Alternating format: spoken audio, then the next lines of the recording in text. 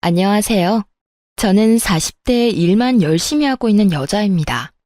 제가 돈을 잘 벌 때는 우리 며느리 최고! 라며 치켜 세워주다가 조금 틀어지니 친정까지 무시하고 드는 시모 때문에 이혼까지 결심했는데요. 그래서 모종의 사건이 터지기 전까지 나름 결혼 잘했다고 착각까지 했던 저였거든요. 하지만 잘해주는 이유가 오로지 돈 때문이었으니 이 결혼 생활에 큰 회의감을 느끼기도 했죠. 그리고 맡은 일도 제대로 하지 못하는 남편놈에게도 질렸었고요. 도대체 어떤 사연이길래 이혼까지 하게 되었는지 지금부터 시작해 보겠습니다. 끝까지 함께 해주세요. 저와 남편은 결혼한 지 4년 된 부부였고 맞벌이를 하고 있었어요. 남편은 회사원이었고 저는 7년째 운영하는 사업체가 있었죠. 결혼을 하기 전부터 운영하던 사업은 어느 정도 자리를 잡은 상태였기에 고정적인 매출이 있는 상태였고 벌이가 좋은 달엔 남편의 월급 3배를 넘기는 달도 있었어요.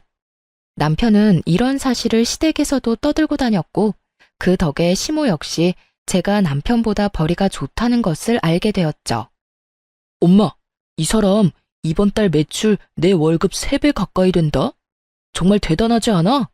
얼마나 열심히 하는지 몰라. 내가 정말 배울 점이 많다니까.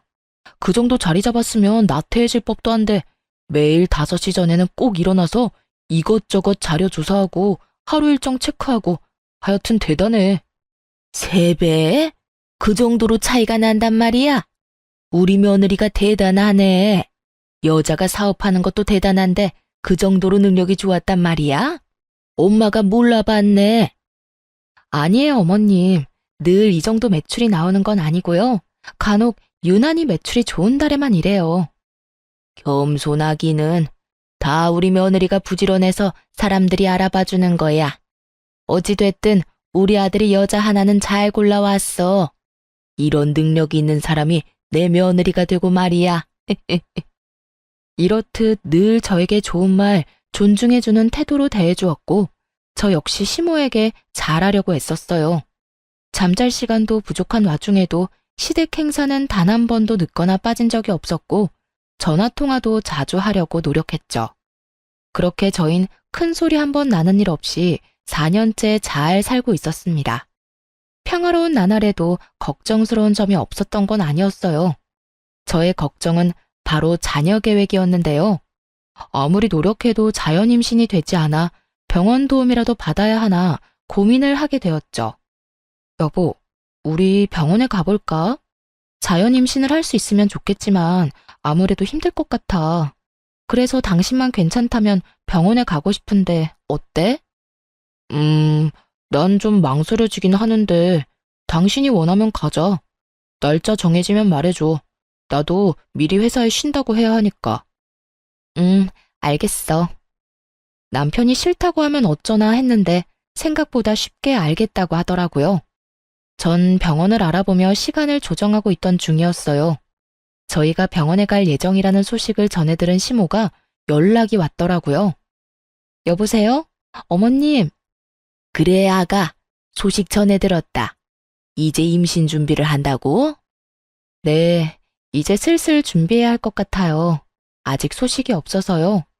저희도 나이도 있으니 지금부터 노력하지 않으면 나중에 더 힘들어지지 않을까 싶어서요. 전 당연히 시모가 기뻐할 줄 알았어요. 왜 다들 시댁에선 손주를 기다리지 않나요? 하물며 저흰 결혼하고 4년째 아무 소식도 없었으니 저희가 임신을 준비한다고 하면 당연히 기뻐할 줄 알았는데 그게 아니었습니다. 너희 혹시나 우리 생각해서 임신하려고 하는 거면 그러지 않아도 된다. 요즘같이 좋은 세상에 굳이 꼭 자식이 있을 필요가 있겠니? 그냥 너희끼리 즐기면서 살아도 좋지 않겠어? 아, 아니에요. 일 때문에 정신 없어서 신경을 못 써서 그렇지. 전 딸, 아들 구분 없이 많이 낳고 싶은걸요. 이제 일은 좀 줄이고 아이 낳고 키우는 데 집중하려고요.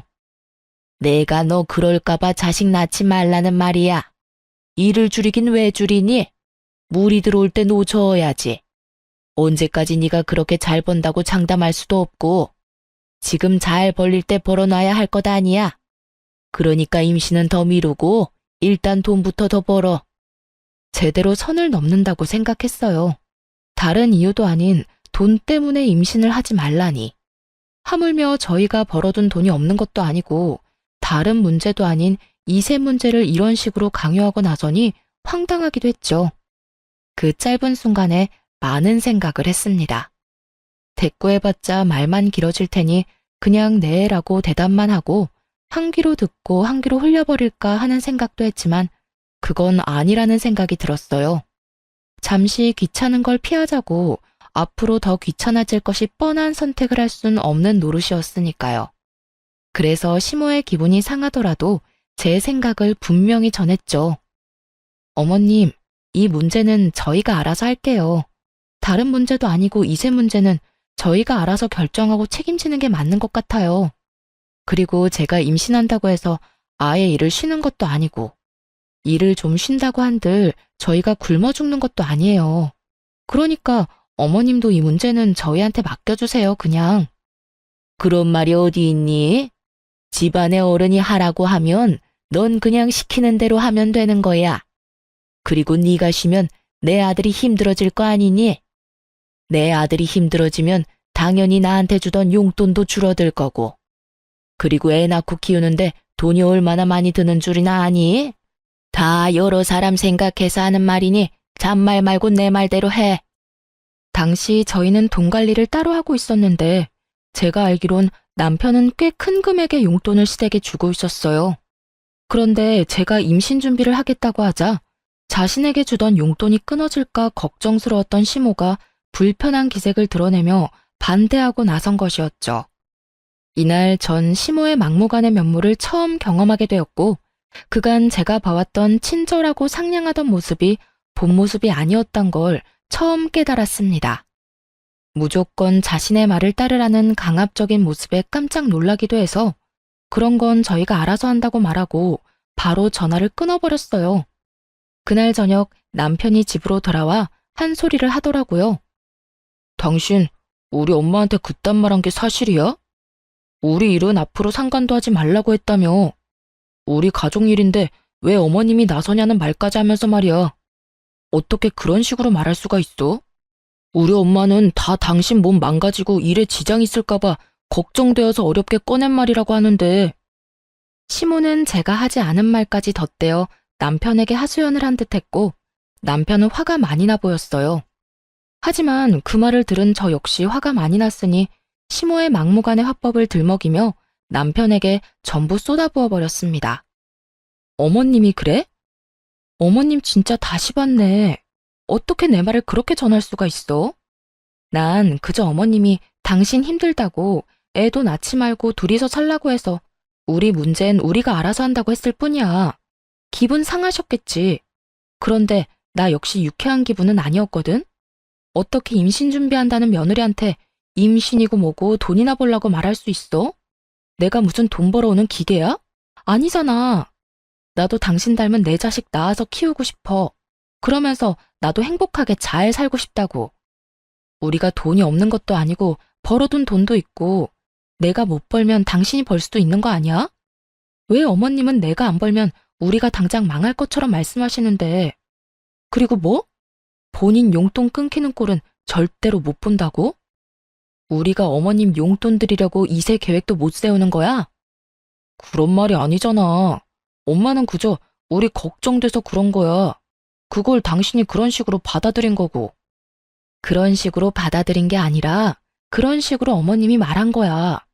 어머님이 어떤 식으로 당신한테 나를 모함했는지는 모르겠는데 내 말에 거짓은 조금도 없으니까 믿기 싫으면 믿지 마. 나는 내 말은 듣지도 믿지도 않는 사람한테 이렇다 저렇다 설득하고 싶지도 않으니까. 그게 아니잖아. 내가 당신 말을 못 믿는다는 게 아니야. 그냥 나는 우리 엄마가 그런 말까지 들었다는 게 서운하고 속상했다는 말을 하는 거야. 그러니까 내가 당신을 못 믿는다고 생각하지 말아줘. 당신이 기분 나빴다면 내가 사과할게. 내 입장에선 충분히 그렇게 말할 수밖에 없었어. 어머님이 나한테 그런 식으로 말하는데 내가 무슨 말을 할 수가 있었겠어? 알겠네요. 어머님 말씀대로 아기는 생각지도 않고 평생 돈만 벌면서 살겠습니다. 이렇게 말할 순 없잖아. 그래서 난 우리 문제는 우리가 알아서 하겠다고 한 것뿐이야. 당신이 속상했다고 하면 나도 미안한데 이세 문제에 어머님이 간섭하는 일은 없었으면 해. 알겠어. 충분히 이해했고 이해도 하는데 일단 엄마 기분이 많이 상했고 나도 이런 기분에서 임신 준비하는 건 아닌 것 같아. 당신도 그런 상태에서 임신 준비하고 싶진 않을 거 아니야. 일단 좀 미루자. 적당한 때가 있겠지. 언성까지 높이며 대화를 나눈 결과 말도 안 되는 오해가 풀리기는 했지만 남편은 시모에게 단단히 교육을 받았는지 임신 준비는 미루자고 하더라고요. 저 역시 그런 두 사람의 모습을 보고 있으니 이세 욕심이 전부 사라지고 오히려 잘 됐다는 생각마저 들었어요. 이렇게 반대하는 환경에서 덜컥 임신이라도 하는 날엔 그 나날들이 얼마나 고단할지 굳이 길게 생각해보지 않아도 뻔했으니까요. 이세 문제는 일단락되었고 저는 다시 일을 하며 지내고 있었어요. 그런데 남편이 갑자기 말도 안 되는 통보를 해오더라고요. 여보, 나 회사 그만뒀어. 뭐? 이미 그만뒀다고? 그걸 왜 이제 말해? 왜? 회사에서 무슨 일 있었어? 아니, 그냥 문득 내가 회사에서 도대체 뭘 하고 있나 싶더라고. 지겹기도 하고 꿈도 미래도 없다는 생각도 들고 말이야. 철이 없어도 어쩌면 이렇게도 없나 싶었어요. 생각이 없어 보이기도 했고요. 어떻게 그런 말도 안 되는 이유로 상의도 없이 회사를 덜컥 그만둘 수가 있는지 그 책임감이라곤 없는 행동에 기가 차서 헛웃음이 다 나더라고요. 아니, 그게 회사를 그만둘 이유가 된다고 생각해? 그리고 그렇게 큰일은 나한테 상의 정도는 했어야지. 혼자 다 결정하고 다 저지르고 나한테 통보하듯이 말하면 난 어떻게 받아들여야 해? 그 점은 미안하게 생각해. 그런데 마음먹었을 때 저지르지 않으면 또 흐지부지 그렇게 의미 없이 살 것 같아서 그랬어. 아, 다 됐고. 그래서 앞으로 어떻게 하고 싶은데 생각이 있으니까 회사까지 그만뒀을 거 아니야. 이왕 저질러버린 일 주워 담을 수도 없는 노릇이고 이제부터가 더 중요하다는 생각이 들었어요. 그래서 남편의 계획을 물어봤고 제 눈치를 보던 남편의 입에서 생각지도 못한 말이 흘러나오더라고요. 그게 당신 회사 체인점 있잖아. 그거 하나 운영해보려고. 가게 자리도 다 알아봤고 당신이 승인만 해주면 다 끝나. 뭐라고? 체인점? 당신은 장사가 쉬운 줄 알아? 절대 아니야. 물론 당신은 내가 도와줄 거니까 다른 사장님들보단 수월하게 시작할 순 있겠지. 그런데 시작한다고 다 잘 되는 거 아니야. 사장님들 새벽에 일어나서 새벽에 집에 들어가셔. 그만큼 노력해도 잘 안 될 수도 있는 게 장사라고. 그것뿐인 줄 알아? 당신 하나 잘못하면 다른 사장님들도 싸잡아서 욕먹고 힘들어지는 게 우리 일이야. 그게 체인점이라고. 나도 알아. 나도 잘 알고 있다고. 나도 열심히 할 자신 있고 잘 해낼 자신 있으니까 이렇게까지 일을 벌이지 않았겠어? 당신은 응원은 못 해줄 마당에 꼭 이렇게까지 초를 쳐야겠어?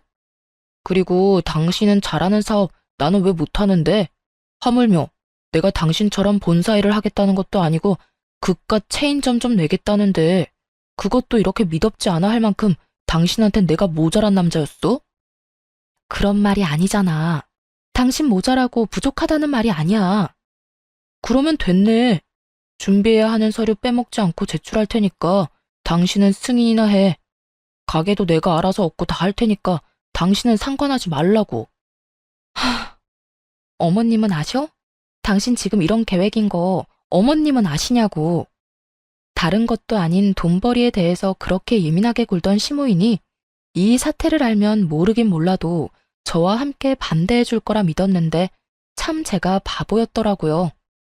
오, 알아. 엄마가 먼저 가게 볼 생각 없냐고 했거든? 우리 엄마가 당신도 하는데 나는 왜 못하냐고 하더라. 장사하다가 잘 된다 싶으면 독립해서 당신처럼 사업이나 크게 해보라고도 했고 말이야. 그제야 이 말도 안 되는 모든 상황이 그려지더군요. 시모는 저와 다툰 후 제가 돈 좀 번다고 생색이나 낸다고 생각했던 것이고 그렇게 분노에 휩싸인 시모는 자기 아들도 사업을 안 해봐서 그렇지 하기만 하면 대박이 날 거라 믿어 의심치 않았던 것입니다. 그래서 남편에게 운을 띄우게 되었고 남편은 혹해서 회사까지 그만둬버렸던 것이었죠. 이미 말리기는 늦었고 저렇게까지 하겠다고 하는데 참 어쩔 도리가 없더라고요. 그래서 전 남편이 하고 싶은 대로 두기로 했고 결국 남편은 대출까지 내서 가게를 차리게 되었어요. 처음에는 남편의 가게도 꽤 잘 되는 듯 했어요. 남편과 시모는 저에게 의기양양한 모습을 보이며 건방을 떨었고 전 그런 모습을 보며 불안해지기 시작했죠. 속된 말로 개업발이라고 들어보셨죠?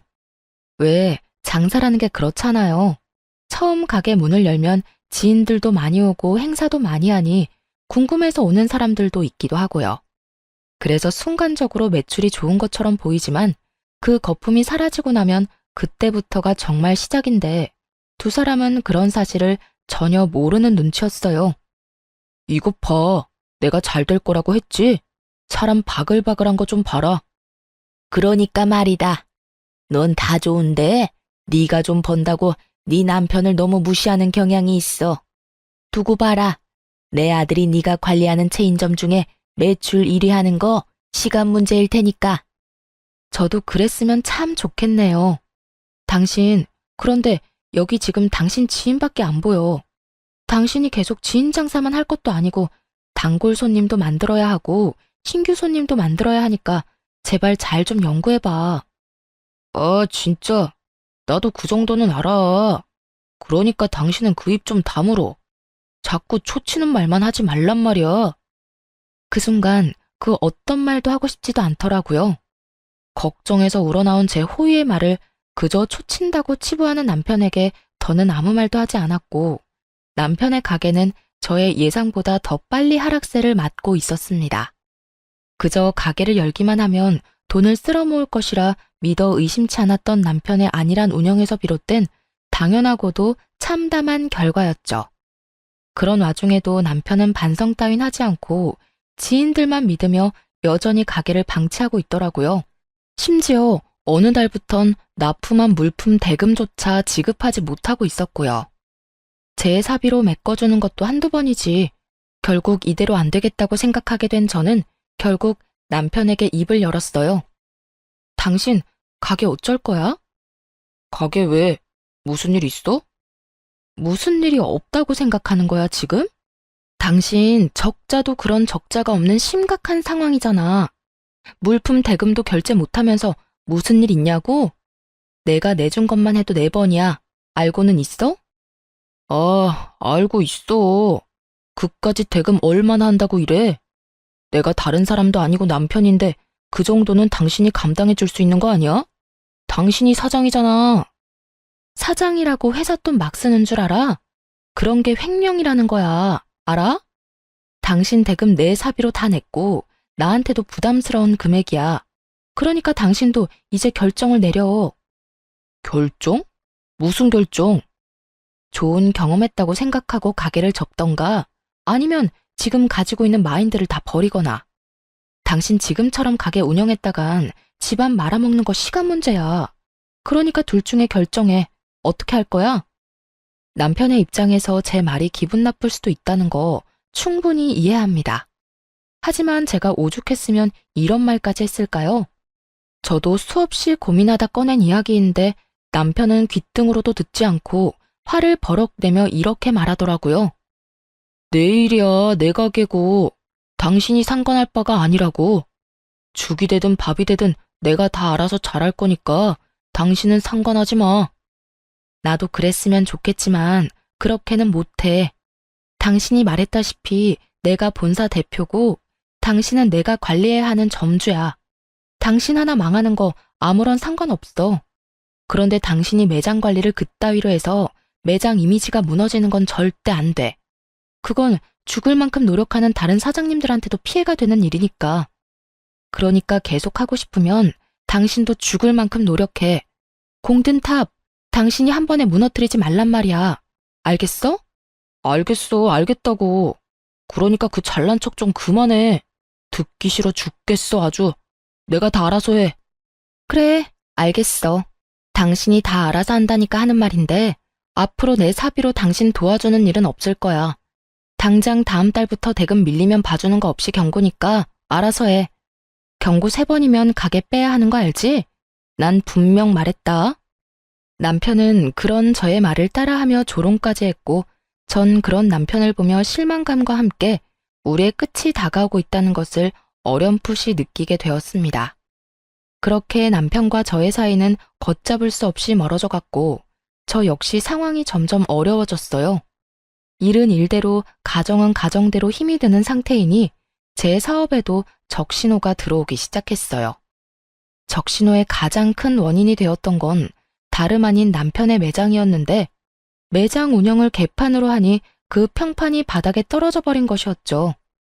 그 피해는 다른 매장까지 옮겨가게 되었고, 그 결과가 고스란히 회사 매출로 온 것이었죠. 결국 전 남편에게 전화를 걸어 화를 내게 되었고, 남편은 그제야 상황의 심각성을 받아들이는 듯 했어요. 당신, 진짜 이런 식으로 할 거면 간판 내려. 당신 때문에 지금 줄줄이 다 문 닫게 생겼다고. 거기엔 나도 포함이고. 그리고 메뉴 레시피를 당신 마음대로 바꾸면 어쩌자는 거야? 왜 당신 지점만 별점이 이렇게 낮냐고. 아니, 그리고 도대체 직원 교육을 어떻게 했길래 직원이 손님한테 인사도 안 하고 계산도 해주지 않는다는 말이 나와? 그것뿐인 줄 알아? 위생관리도 지적 나오고 있어. 테이블 끈적거리고 식기도 더럽다고 하는데 누가 그런 식당에 가고 싶겠어? 지금 난리가 났으니까 이딴 식으로 할 거면 간판 내리고 다른 일 해. 알겠어? 알겠어. 지금 바로 매장 가서 직원 교육할게. 아니, 지금 당신 매장에 없어? 이 난리통에 당신은 어디에 있는 건데? 이따위로 하려고 회사까지 그만두고 가게 연 거야? 도대체 당신은 무슨 생각을 가지고 사는 거야? 말했지. 당신 하나 망하는 건 아무 상관도 없다고. 빨리 이 사태 해결해. 나 진짜 가만 안 있어. 엄마랑 밥 먹는다고 잠시 나왔던 것뿐이야. 지금 다 먹어가니까 얼른 들어가 볼게. 지금 본인 때문에 다른 사장님들은 피눈물을 흘리게 생겼는데 정작 당사자인 남편놈은 한가하게 외식이나 하고 있다는 말을 듣는데 정말 욕을 퍼부어주고 싶은 심정이었어요. 어쩌면 둘 다 책임감이라곤 찾아볼 수도 없을 뿐더러 생각조차 없어 보이는 남편놈을 보며 머리는 왜 달고 다니는 것인지 궁금해질 지경이었어요. 그 후 남편은 모든 제 말이 진심이라는 것을 그제야 깨달은 것인지 가게에 신경을 쓰는 듯 하더라고요. 남편 가게에서만 새어나오던 나쁜 소식들도 점점 줄어들기 시작했고, 전 그런 남편을 주시하며 바닥이 된 인식을 다시 끌어올리기 위해 노력하고 있었어요. 그것만 해도 정신없이 바쁜데 시모까지 나서기 시작하더군요. 남편이 생활이 힘들어지자 시모의 용돈을 주지 않고 있었는데 그 용돈을 저에게 요구하기 시작한 것이었죠. 예, 바쁘니? 아시다시피 정신없긴 하네요. 무슨 일 있으세요? 바쁘다고 하니 나도 본론만 하마. 나 용돈 좀 다오. 우리 아들이 늘 용돈을 줘서 생활이 가능했었는데 그 용돈이 끊기니 내가 생활이 안 되고 있어. 그러니 어쩌겠니? 너라도 줘야 하지 않겠어? 며느리도 자식이잖니. 지금 남편과 제가 어떤 상황인지 뻔히 다 아는 사람이 용돈이나 달라고 하고 있으니 정말 10원짜리 욕이 다 나올 지경이었어요. 어쩌면 사람이 저리도 뻔뻔하고 양심이 없을 수가 있는 것인지 어떤 면에선 참 대단하다 싶더라고요. 어머님, 저도 요즘 힘들어요. 그 일 때문에 다른 매장에도 피해가 이만저만이 아니었고 그 덕에 회사 전체 매출이 뚝 떨어졌다고요. 거기에다가 남편 가게 대금도 다 제가 메꾸느라 제 허리도 지금 부러질 지경이에요. 이런 제가 어머님 용돈까지 챙길 여유가 있다고 생각하세요? 저희도 지금 힘들어서 한동안은 어머님 챙길 여유가 못 되니 그렇게 아셨으면 좋겠네요. 뭐? 너 지금 말 다 했니? 너 계속 우리 아들 탓만 하는데 내가 이야기 다 들었어. 이거 왜 이래? 네가 우리 아들은 잘하고 있는데 사사건건 시비 걸면서 길하는 기는 다 죽이고 도움 줘야 할 것도 안 주면서 가게 망하게 했다는 거 내가 모를 줄 알아? 그 어미의 그 자식이라는 말이 딱 맞더라고요. 없는 말 지어내서 사람 하나 모질게 만드는 건 시모나 남편이나 매한가지였어요. 그렇게 뭘 모르고 남탓만 하고 있으니까 가게가 망하고 있는 거죠. 그동안 어머님 아들이 가게를 얼마나 방치를 했으면 그 지점만 별점이 별 하나도 안 돼요. 손님들이 뭐라는 줄 아세요? 지불한 돈이 아깝대요. 위생도 문제고 음식도 하나같이 맛없다는데 이게 다 남편이 재료 아끼고 멀쩡한 레시피도 자기 편한 대로 바꾸니까 생기는 일이죠. 거기에다 제가 도움을 안 주기는 뭘 안 줬다고 그러세요? 저요, 가게 대금을 몇 달치를 제 사비로 다 해줬다고요. 그래서 지금 이렇게 힘든 건데 뭘 알고 떠드세요? 그러거나 말거나 그건 다 네 사정이니 난 모르겠고 다 네 잘못이라는 내 생각엔 변함이 없다. 어디 버릇없이 어른이 말하는데 꼬박꼬박 말댔구나 하고 말이야. 이렇게 기가 세니 내 아들이 하는 일이 다 망하는 거 아니겠어? 더는 너랑 이야기하기 싫으니 왈가왈부 긴 말하지 말고 계좌번호 보낼 테니 얼른 100만 원 보내. 시모는 전화를 끊어버렸고 저는 당연히 용돈을 보내지 않았을 뿐더러 모든 연락을 피해버렸습니다. 그렇게 연락은 잘 피하며 지냈는데 명절이 다가오더라고요. 어떻게 해야 하나 걱정이 앞서고 있는데 시모에게서 또 전화가 오더군요. 다른 때 같았다면 그냥 무시했겠지만 명절을 앞두고 있기도 하고 도대체 무슨 말을 하고 싶어 이리도 연락이 오나 싶어 전화를 받게 되었습니다. 예, 명절에 집에 올 때 여분 옷 많이 가지고 오거라. 네? 하루 자고 오는데 옷은 왜요? 이번엔 하루 말고 우리 집에서 명절 끝날 때까지 있다가 가려무나. 내가 몸이 안 좋아서 네가 오면 이것저것 해야 할 게 많아. 그리고 명절 연휴 딱 맞춰서 오지 말고 그 전날에 와서 집 싹 대청소도 하고 음식 준비하거라. 그리고 명절 마지막 날에도 집에 기름 냄새 안 남게 대청소 한 번 더 하고 가고 또 이불 빨래도 싹 해야 한다. 세탁기 돌릴 생각 말고 발로 팍팍 밟아서 빨면 되니 짧은 옷 챙겨오거라. 다른 건 집에 오면 알려줄 테니 옷이나 잘 챙겨와. 괜히 옷 없다는 핑계 대면서 집에 간다고 할까봐 미리 하는 이야기야. 어머님, 청소 빨래 다 좋은데요. 그러면 저는 친정은 언제 가요? 명절인데 저도 친정은 가야 할 거 아니에요. 친정? 안 가면 되지 않니? 굳이 명절에 친정에 가야 하니? 그냥 전화나 한 통 해주려무나. 그러면 되지 않았니? 차 밀려 왔다 갔다 기름값 써야 해. 여러모로 낭비 아니니? 요즘 회사 사정도 안 좋다면서 왜 길거리에 돈 벌어가면서 몸을 피곤하게 만드니? 그리고 사돈도 너 안 오는 게 더 편하고 좋은 거다. 웃기지도 않더라고요. 지난 4년간 차례만 지내고 나면 친정에서 기다린다며 등까지 떠밀며 보낸 사람이 시모인데 저딴 말을 당연하다는 듯 짓거리고 있으니 어이가 없기도 했고요. 더 어이가 없는 게 뭔지 아세요? 옆에서 전화통화를 듣고 있던 남편놈이 시모 말이 다 옳다는 양 고개를 세차게 흔들고 있는 모습이었어요. 아무리 상황이 많이 다르다고 한들 이토록 잘 됐다 싶어 저를 못 잡아먹어 안달인 사람들을 보며 더는 결혼 생활을 유지할 필요가 없다고 생각했죠. 그만큼 이 말도 안 되는 대회에 화가 나 있었고 이대로 당하고만 있지 않기로 결심했어요. 시모가 시댁으로 오라던 날이 다가왔고 저는 일이 있으니 남편에게 먼저 가 있으라며 남편을 먼저 시댁으로 보내버렸죠. 그리고 저는 친정으로 와버렸고요. 그렇게 부모님과 시간을 보내며 있는데 저녁 때가 되자 남편에게 전화가 오더라고요. 당신 어디야? 가게에 큰일 생겼어? 안 오고 뭐해? 남편의 목소리는 조금 화가 난 듯했고 저는 그런 남편에게 아주 태연한 목소리로 대답했어요. 나 여기 친정인데 왜? 뭐 친정? 지금 왜라는 말이 나와? 오늘 우리 집에 와서 빨래랑 청소해준다고 했었다며. 그런 사람이 지금 친정엔 왜 가 있는 거야? 우리 집에 내가 와 있는 게 그렇게 놀랄 일이야? 이렇게 화낼 일이냐고. 아, 청소랑 빨래 때문이야? 그건 당신이 해야지. 당신 부모님이 지내는 집이고 당신 부모님이 깔고 덮는 이불인데 나보단 당신이 해야 하는 게 더 맞지 않아? 너 진짜 왜 이래? 머리라도 다친 거야? 당장 못 와. 명절이 코앞인데 며느리가 시댁에 와야지. 친정에 가 있으면 어쩌자는 거야? 어쩌긴 어째. 각자 집에서 명절 보내면 되지. 어머님이 이런 말을 하더라고. 친정에는 안 가도 된다. 차도 밀리고 왔다 갔다 기름값 낭비라고. 들어보니 맞더라고. 요즘 당신 덕분에 회사 사정도 안 좋은데 내가 굳이 기름값까지 버려가며 시댁 가서 몸고생 마음고생 할 필요가 없겠더라고. 그래서 그냥 바로 친정에 왔어. 난 여기서 좀 쉴 테니까 당신 엄마한테 말 좀 전해줄래? 명절 당일에 안부 전화 드릴 테니까 그때 통화하자고. 그러면 끊자.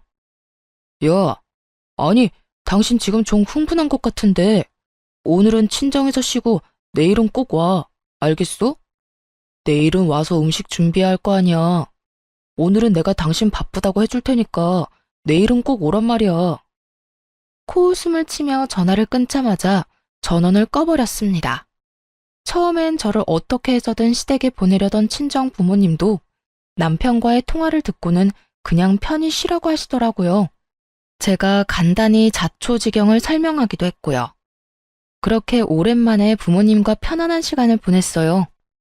다음 날이 되었고 점심시간이 지나자 애가 탄 남편이 친정으로 찾아왔더라고요. 무례하게 처가 식구들에게 인사도 하지 않은 채 그저 제 손을 막무가내로 잡아 끌며 똑같은 말만 반복하고 있었죠. 당신 진짜 왜 이래? 자세한 이야기는 가면서 하고 얼른 나와. 남편은 언성을 높이며 닥달했고 저는 남편의 손을 거칠게 뿌리치며 말했습니다. 도대체 왜 그러냐고? 그걸 몰라서 물어? 내가 호구짓이나 하려고 결혼한 줄 알아? 용돈 달라고 해서 안 줬더니 뭐? 이불 빨래 대청소 음식까지 다 하라고? 내가 왜 내가 다 해야 하는데? 그까지 집안일 좀 하면 큰일 나? 우리 엄마 나이도 있고 해서 힘드니까 당신한테 좀 해달라고 하는 거 아니야. 그깟 집안일? 해드릴 수 있지 왜 못하겠어. 그런데 어머님 심보가 고약하잖아. 돈 받아갈 때는 그깟 집안일 뭐가 힘드냐고 혼자 할 수 있다던 분이 이제는 못한다는 그 심보가 뭔데? 나 싫고 미우니까 시집살이 시키겠다 이거 아니야. 그리고 당신 엄마 용돈은 당신이 챙겨주기로 한 거였잖아. 그런데 왜 나한테 이 난리냐고. 그게 끝인 줄 알아? 친정엔 전화나 한 통 해주라고? 그걸 말이라고 해? 나도 귀하디 귀한 외동딸이야. 내가 그딴 취급이나 받자고 당신한테 시집간 거 아니거든? 지금도 그래.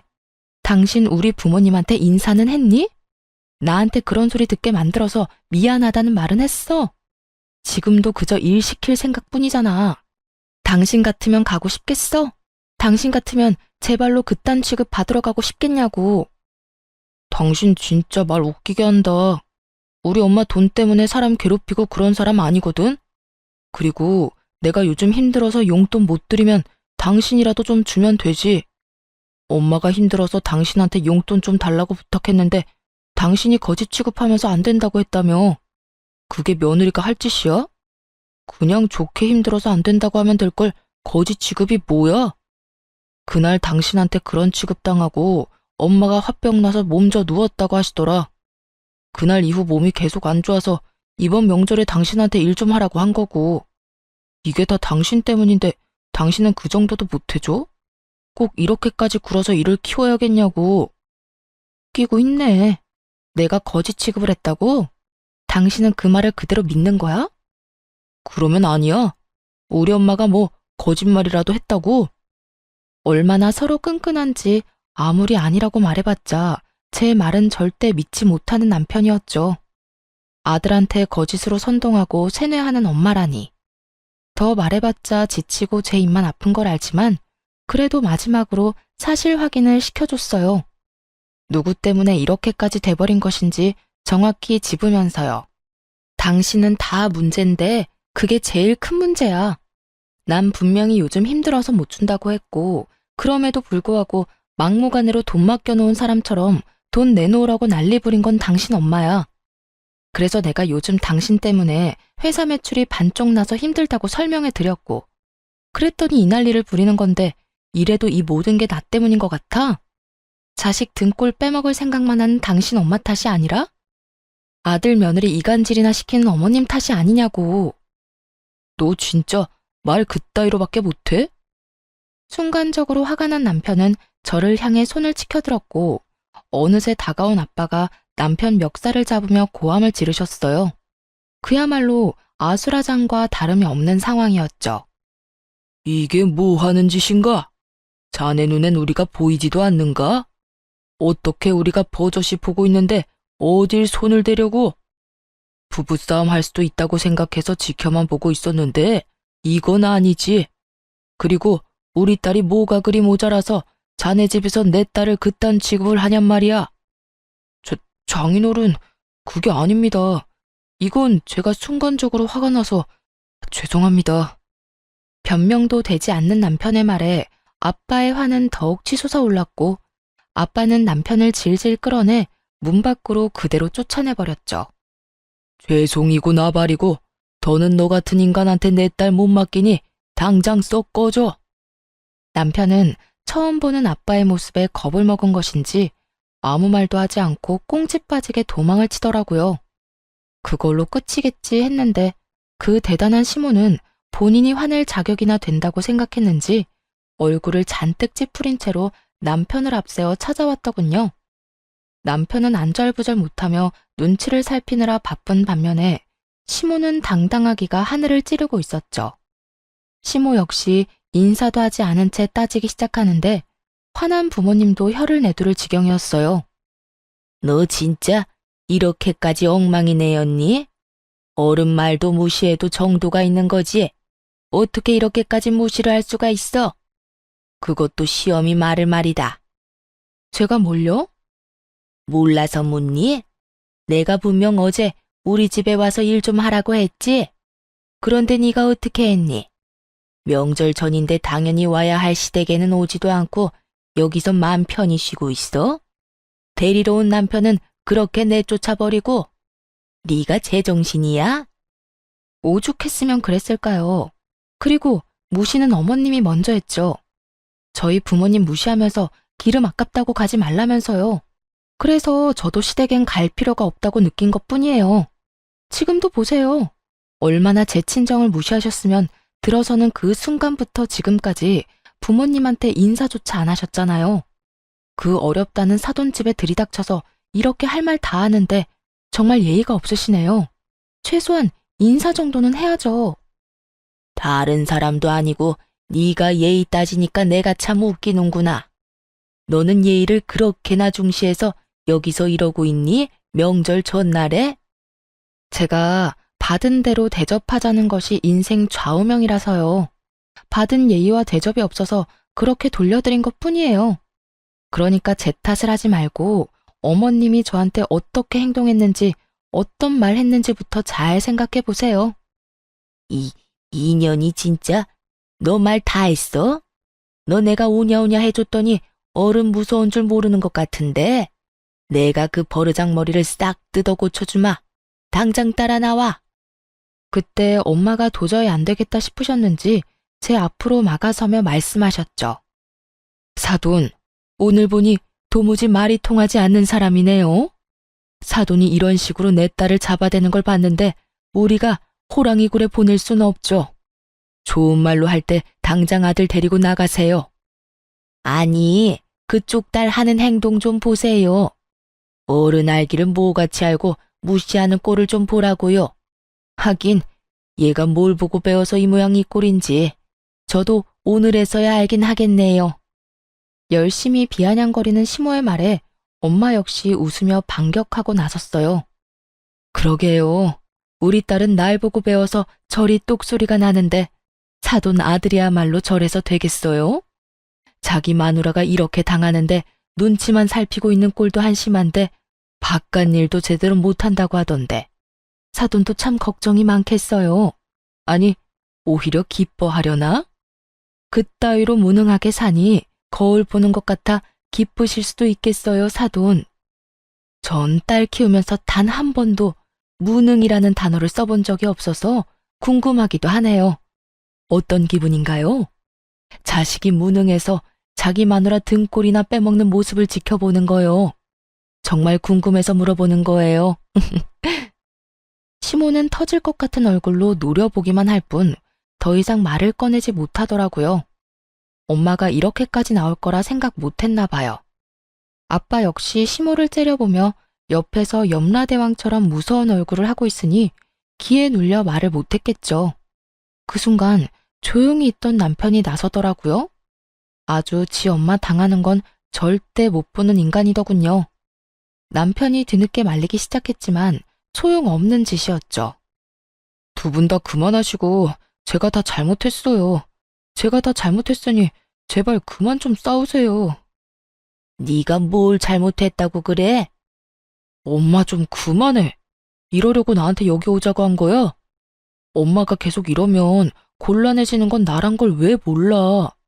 나 요즘 일도 그렇고 힘든 거 알잖아. 그까지 가게 제 도움 없으면 망하기라도 한다니? 그런 것도 아니잖아. 시모는 참 아무것도 모르더군요. 제 도움이 없다면 망하기 일보 직전이라는 사실을 전혀 모르는 눈치였고 당황한 남편은 급하게 시모의 입을 막기 시작했죠. 자네 가만히 있어 보게. 자네 엄마가 할 말이 많으신 듯한데 어디까지 하나 드러나 보세. 그리고 자네는 좀 이따가 나랑 이야기 좀 하고. 시모는 아빠의 말이 끝나자마자 손에 닿는 모든 물건을 내팽겨치며 난동을 부리더군요. 사돈한테 감히 네가 뭔데 내 아들한테 이래라 저래라 하냐면서요. 부모님이 욕을 한 것도 아니었고 나쁘게 이야기한 것도 아니었는데 갑자기 개거품을 물며 달려드니 대체 어느 부분에서 버튼이 눌렸는지 몰라서 황당했어요. 야, 니네가 뭔데 내 아들한테 명령질이야? 가만 보니 지금껏 쌍으로 내 아들 겁주고 괴롭혔지? 안 봐도 비디오지. 불쌍한 내 아들만 찍소리 못하고 당하고 살았겠지. 하여튼 인연이 문제야. 여자 하나 잘못 들어와 우리 아들 기나 꺾고 말이야. 아들, 당장 전현이랑 이혼해. 내가 너 가만 안 둬. 살다 살다 이런 여자는 또 처음 보네. 어디 망상에 빠져 생사람 잡는 것도 모자라서 목소리는 왜 이렇게 큰지. 목소리만 크면 지가 이기는 건 줄 아나? 이 여자가 진짜 못하는 말이 없어. 이 여편네 기차 화통을 삶아 먹었나? 귀 꼬막 터지겠네. 내가 뭘 겁을 줘? 사위가 내 딸과 잘 지내질 못하니 부모로서 교육 좀 하려는 건데. 당신이 치마폭에 감싸는 모습을 보아하니 그쪽 아들이 왜 저렇게 컸는지 눈에 훤히 보이는군. 도저히 말로 이길 수 없었던 시모는 멱살이라도 잡을 요량으로 엄마에게 달려들었고 아빠가 그 손을 확 낚아채 현관 밖으로 밀어버렸죠.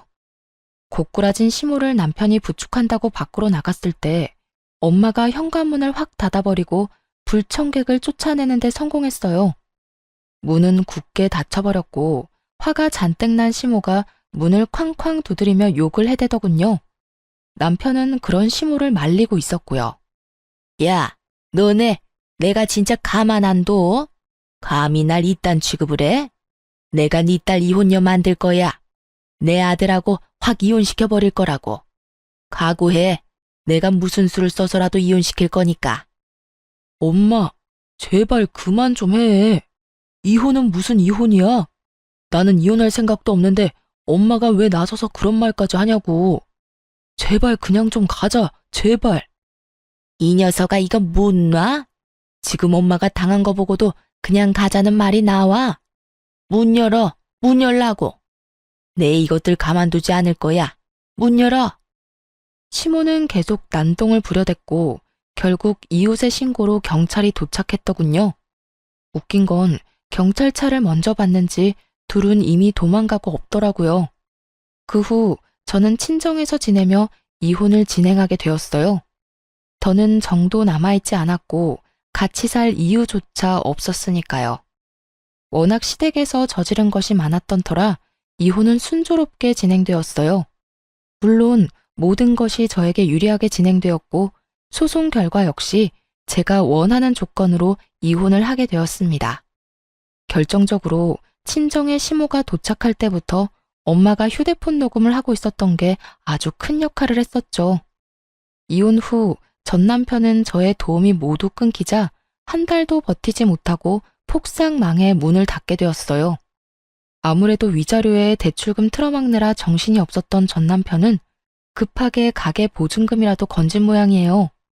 그리고 계속해봤자 동네 평점도 나쁜 상태에서 대출금 이자만 다달이 나갔을 거예요. 최근에 그 지점 매니저였던 직원에게 들었는데 전 남편 결국 신용불량자가 돼서 일했다가 그만둔 직원들한테 찾아가 돈 빌리고 다닌다고 하더군요. 절대 빌려주지 말라고 말했더니 직원들도 딱히 도와주고 싶은 마음도 없었는지 한 명도 빌려주지 않았다고 해요.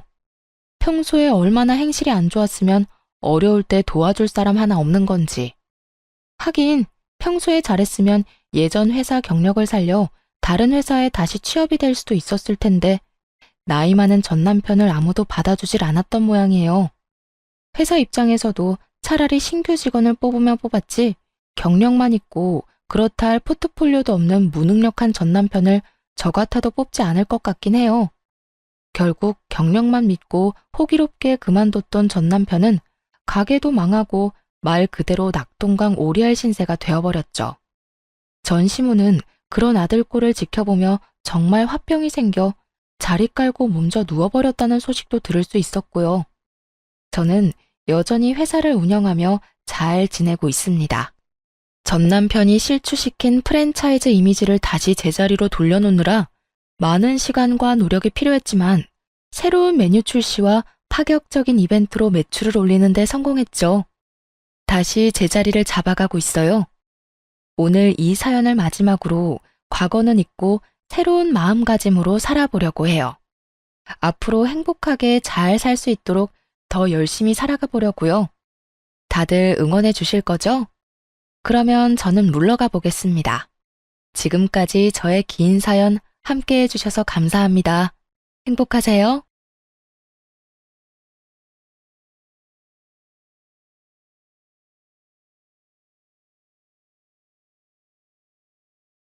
안녕하세요.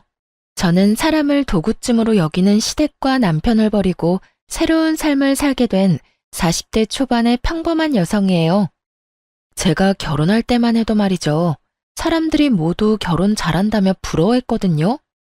그런데 어떤 집이든 까봐야 그 진가를 아는 법이더라고요. 다들 부러워하는 제 시댁이 사실은 그리 좋은 곳이 아니라는 걸 아무도 몰랐어요. 결혼 당사자인 저도 몰랐으니 말 다 한 거죠. 저는 대기업에서 근무하는 직원이었고 남편은 외국계 회사에 다니는 재원이었어요. 결혼은 가족끼리의 결합이라고 하잖아요. 사람들이 바라보는 저희 시부모의 모습은 평판이 좋고 인심이 좋은 사람들이었어요. 저도 당연히 그렇게 알고 있었죠. 그런데 결혼하고 나니 그렇게 사람 좋아 보이는 이들이 사람 괴롭히는 악마 같은 인간이라는 걸 알게 됐어요. 결혼을 했을 때부터 시모의 입버릇은 그거였어요. 아유, 걱정 마. 힘든 일은 서로 도와야지. 내가 가서 도와줄 테니 나만 믿어. 상황이 곤란하거나 절망적인 사람이 들으면 얼마나 안심이 되는 말인지 다들 아실 거예요. 그래서 저도 시모를 굉장히 좋은 사람으로 여겼어요. 따로 일을 하시는 건 아니었지만 사회생활을 많이 하는 사람이었어요. 제일 많이 하는 일이 봉사활동이었고 그 다음은 사교 모임, 그리고 가끔 운동을 하는 모임까지. 시모는 그렇게 사람들과 교류하는 것을 좋아했어요. 특히 사람을 많이 만나다 보면 서로 힘든 일이 있을 때마다 푸념도 하고 상담도 하고 그렇잖아요. 저희 시모는 그런 상담을 많이 들어주는 쪽이었어요. 그러면 시모는 버릇처럼 그 말을 하더라고요. 힘든 일은 서로 돕겠다. 내가 가서 도와주겠다. 이 말이요. 그리고 실제로도 주변 사람들에게 큰일이 생기거나 힘을 써야 할 일이 생기면 시모가 친구나 모임 사람들을 데리고 일을 도와주러 가기도 했어요. 결혼을 막 앞둔 며느리가 보기에 그런 시모가 얼마나 존경스러워 보였겠어요? 저도 그랬어요. 그래서 결혼을 할 때 사람들이 다들 그랬어요. 너 정말 시집 잘 가는 거야. 너희 시어머니가 얼마나 사람 좋은지 봉사활동도 많이 하고 힘든 사람도 잘 돕고 말이지. 그런 분을 시어머니로 모실 수 있는 것도 너의 복이라면 복인 거야.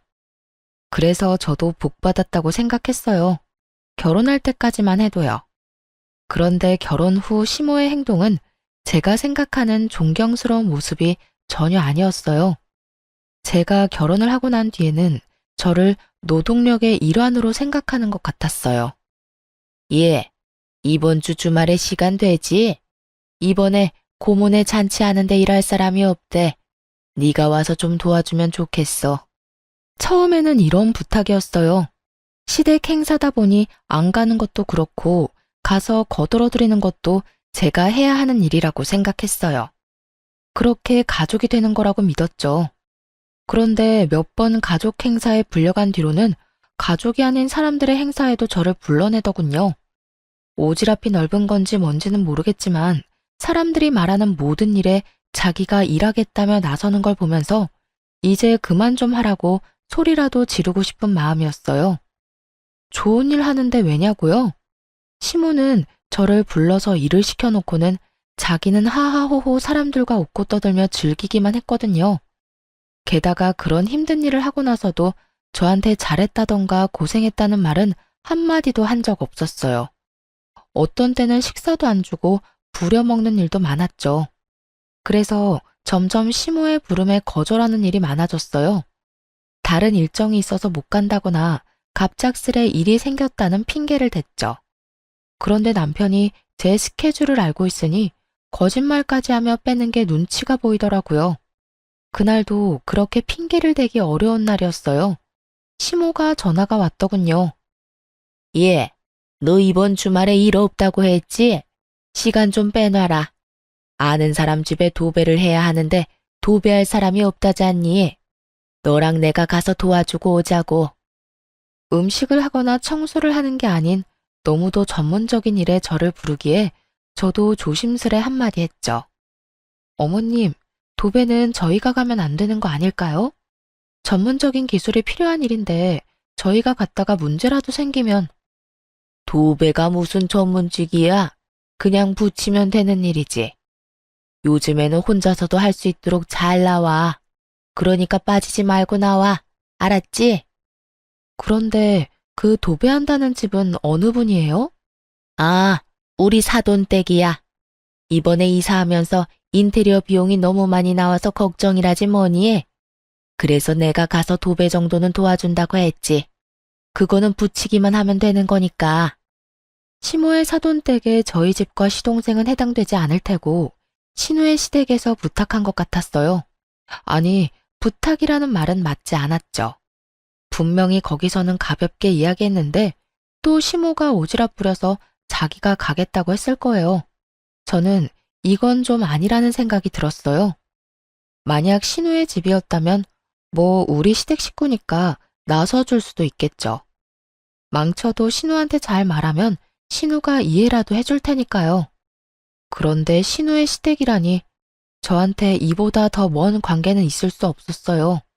솔직하게 생판남이잖아요. 거절의 말을 꺼내고 싶었는데 시모가 전화를 탁 끊어버리더군요. 그래서 저는 소파에 늘어져 있는 남편에게 말했어요. 여보, 어머님이 이제는 아가씨 시댁에 도배 장판하는 것까지 도와주러 오래. 이게 맞아? 아니, 사돈이면 뭐든 조심해야 할 건데 그런 전문적인 일에 우리 같은 문외한을 쓰면 분명 문제가 생길 거라고. 그리고 내가 현장직도 아니고 사무직인 사람인데 그런 몸쓰는 일에 데려가서 일이 제대로 굴러갈지도 모르겠고. 그리고 무엇보다 가기 싫어. 당신이 어머님한테 좀 이야기해봐. 벌써 이게 몇 번째야? 주말마다 제대로 못 쉰 지 오래됐다고. 마음을 좀 곱게 써. 우리 엄마가 나쁜 일 같이 하지? 좋은 일이잖아. 누나도 도와주고 서로 돕는 거지. 그리고 뭐든 정성이 중요한 법이야. 가서 거들어줬다는 것만으로도 다들 좋아하실 거야. 마음을 곱게 쓰고 나쁘게 쓰고 할 문제가 아니지. 도대체 몇 번째야? 나는 하기 싫어. 그리고 우리가 그렇게 한다고 누가 알아주기는 해? 다들 어머님 칭찬만 하고 우리는 그냥 일용직 노동자 취급이잖아. 그리고 좋은 일이라기보다는 점점 친한 분들 일 도와주는 것 뿐이잖아. 보람도 없고 그냥 힘들기만 하다고. 제 말에 남편이 저를 한심스럽게 쳐다보더니 짜증을 확 내더군요. 그래서 가기 싫다는 거야? 어떻게 며느리가 돼서 그 정도도 못 해드려? 당신 그것밖에 안 되는 사람이었어? 그것밖에 안 되는 사람이 뭔데? 남 일 도와주다가 내일 못하게 생겼는데 그게 왜 내가 욕먹을 짓이야? 그리고 세상의 며느리들은 전부 시모가 받아온 일에 다 차출되어 나가야 하니? 며느리가 노동력으로 인정되던 건 옛날 일이야. 내가 돈을 못 벌어? 집안일을 못해? 애를 못 낳았어? 남들 하는 만큼 하고 더 하고 있는데 너는 이런 나한테 또 일 시키고 싶어? 말이 통하지를 않네. 그럼 일이라고 생각하지 말고 가족끼리 교류라고 생각해. 그러면 일하기 더 쉽겠지. 남편 놈 말에 화가 확 나더라고요. 이게 자기 일 아니라고 아주 아무 말이나 짓거리더라니까요. 그렇게 도배일을 하러 가서 결국 고생이라는 고생은 다 하고 왔어요. 그 다음날은 팔을 못 움직일 정도로 근육통이 왔고 몸살에 걸릴 정도였거든요. 게다가 전문가가 아무리 알려줘도 기술이 없으니 얼마나 허술하게 붙였겠어요. 그게 제 눈에도 보이더라고요. 도와주면서도 저는 걱정부터 됐는데 정작 시모는 태연자약하게 사돈어른과 대화 나누고 있더군요. 그래서 열심히 하지 않았어요. 그냥 제가 많이 힘들지 않을 정도로만 했어요. 왜 힘내야 하는지도 모르겠고 잘한다고 떡 하나 더 줄 거 아니라는 걸 아니까요. 그렇게 도배일을 하고 나서 저도 남편에게 제가 느낀 그대로 돌려주기로 했어요. 그리고 때를 기다렸죠. 여보, 이번 주 토요일에 엄마가 밥 먹으러 오라는데? 이번 주 토요일? 응, 당신 요새 얼굴 못 본 지 좀 됐잖아. 엄마가 오면 맛있는 밥 사준대. 밥이나 함께 얻어먹고 오자. 남편은 오랜만에 외식에 기분이 좋았는지 흔쾌히 저희 친정으로 가기로 했어요. 그리고 저는 속으로 코웃음을 쳤죠. 토요일이 돼서 남편을 데리고 친정에 갔는데 집이 한바탕 뒤집어져 있었어요. 저희 집은 아버지가 목공 기술자셔서 혼자서 집을 자주 고치기도 하시거든요. 그날도 딱 그랬어요. 뻥 뚫린 전원주택의 울타리를 설치하는 일을 하고 계셨어요. 다른 직원들은 쉬는 날이니 부를 수도 없고 아버지 혼자 힘들게 일을 하고 계셨거든요. 그 모습을 보며 제가 남편 옆구리를 쿡 찔렀어요. 뭐해? 가서 좀 도와드려. 어른이 혼자서 무거운 거 드는데 안 도와줄 거야?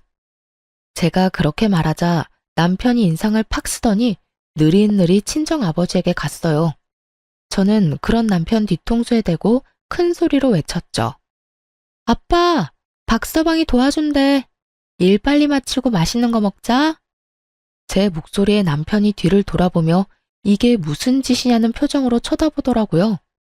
저는 씩 웃어줬어요. 그리고 친정아버지한테 한마디 덧붙였죠. 박서방 힘세. 일 팍팍 시켜. 그렇게 남편의 고난은 시작됐어요. 울타리는 목재를 세우기로 했고 틀은 철이었죠. 그 무겁고 단단한 걸 옮기는 일은 남편이 도맡았고요. 도배일과는 다르게 전문적인 건 아버지가, 힘쓰는 건 남편이 하니 결과에 대한 걱정도 없었어요.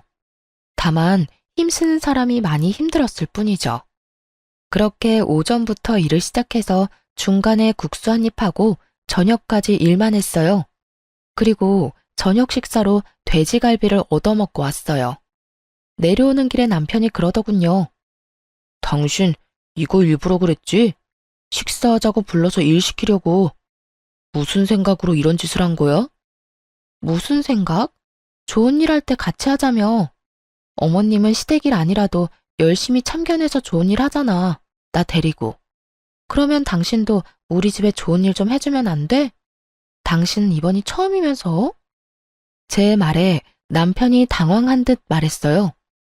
아니, 그거랑 이거랑 같아? 그건 좋은 일 하자고 부르는 거고 엄마가 너한테 악감정이 있어서 그러는 것도 아니잖아. 나라고 당신한테 악감정이 있어서 그러는 거 아닌데? 그냥 당신도 느껴보라고. 당신이 지금 느끼는 그 기분이 내 감정인 거. 어머님한테 불려갈 때마다 그런 감정 느끼는데 당신도 이제는 이해가 되지? 그러니까 앞으로도 계속 우리 집에 불려올 거 아니면 당장 어머님한테 나 불러내서 노동력으로 쓰는 거 하지 말라고 말해.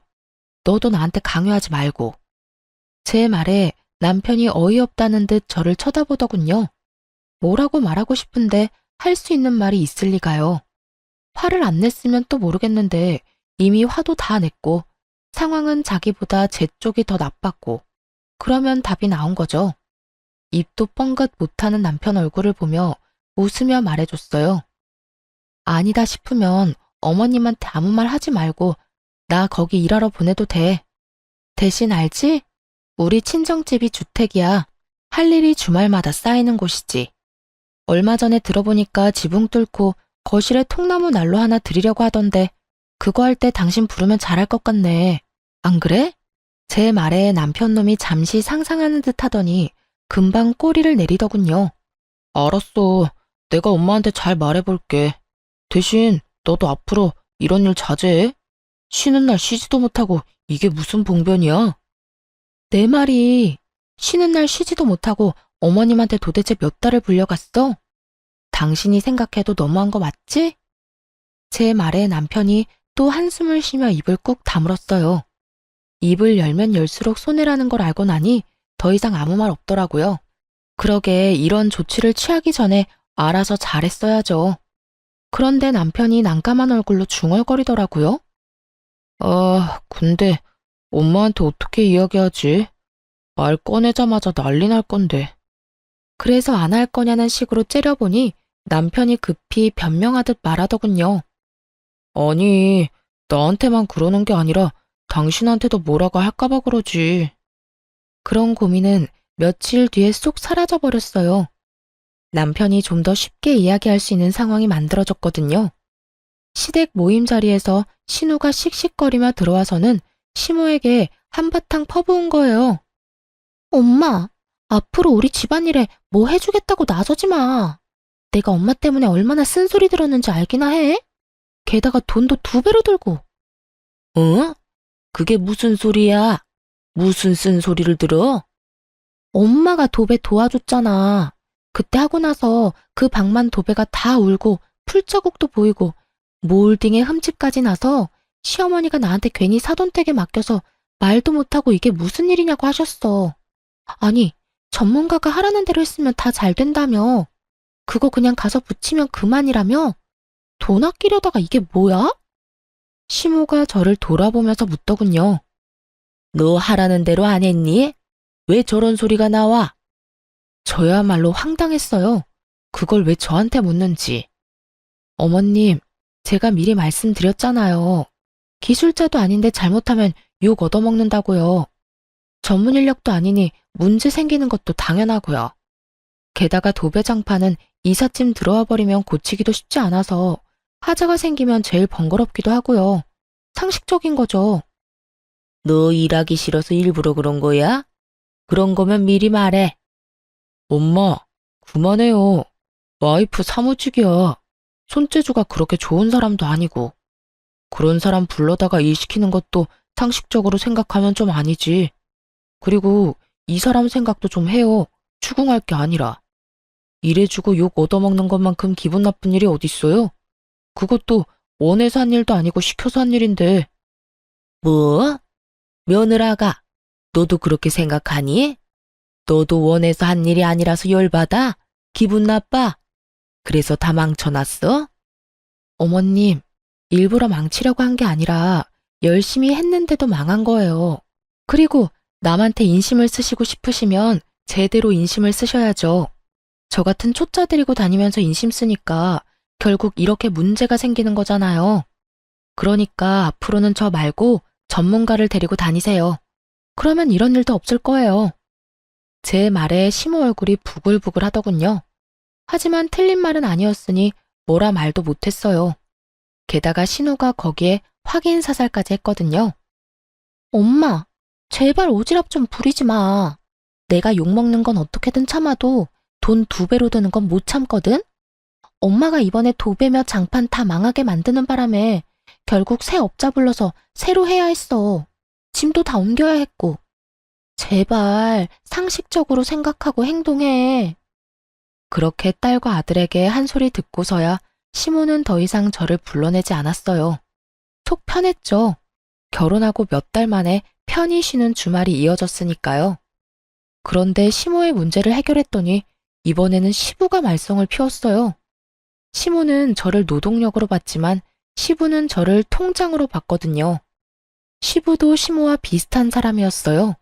선심을 쓰고 싶은 사람, 그리고 그걸로 생색을 내며 다른 사람의 존경을 받는 걸 좋아하는 사람.